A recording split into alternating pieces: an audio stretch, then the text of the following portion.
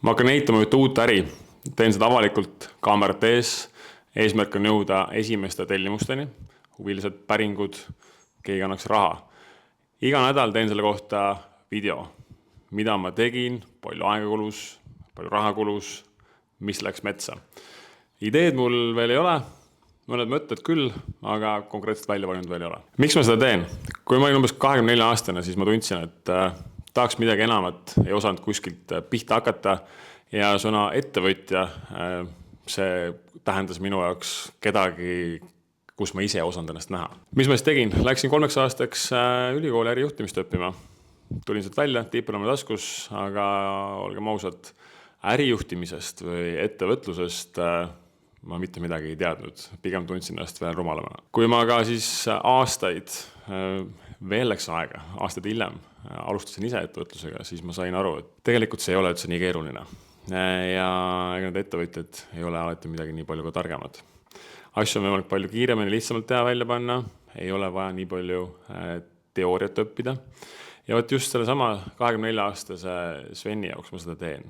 Ja tegelikult ei ole vahet. 20-aastane, 30-aastane, 40-aastane, 50-aastane, mõnikord on vaja lihtsalt ühte ideed, et oma elu suunda muuta. Ja enne kui keegi jõuab kommentaaridesse kirjutada, siis jah, ütlen ausalt, mul on eelis, ma olen 12 aastat seda teinud, mul on meililist, kus on 15 000 inimest, mul on jälgijaskond, kui ma midagi välja saadan, välja panen, siis mul on kellelegi midagi juba näidata.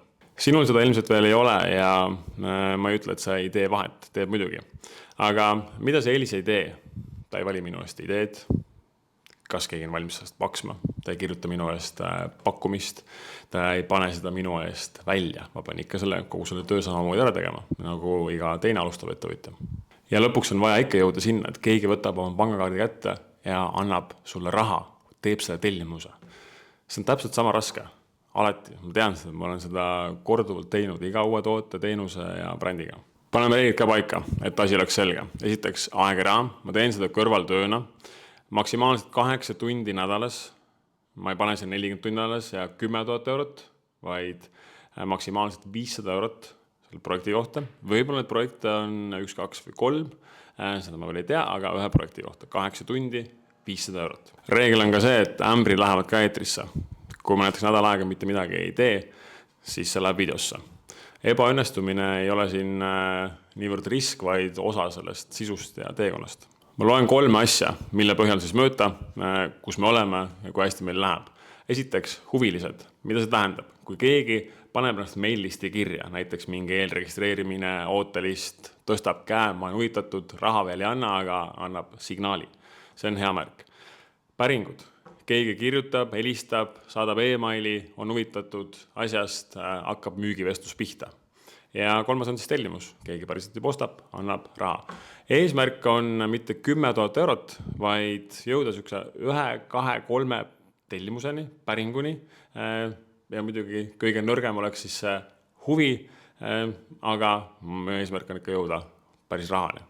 Nii et ma panen oma naha mängu, järgmine osa tuleb kolmapäeviti ja plaanis hakata kolmapäeviti neid episoode avaldama, saadan välja selle meililistis, paneme YouTube'i, jagame sotsiaalmeedias, kui sa kuskil seda videot siin praegu oled vaatamas, jätta kommentaar, oleks hea teada, et sa oled ka huviline ja eesmärk on teha seda 30 päeva.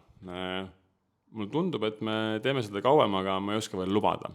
Vaatame, kuhu 30 päevaga jõuame, siis vaatame edasi. See ongi ettevõtlus. Muudame plaane, tegutseme ja vaatame, mis saab.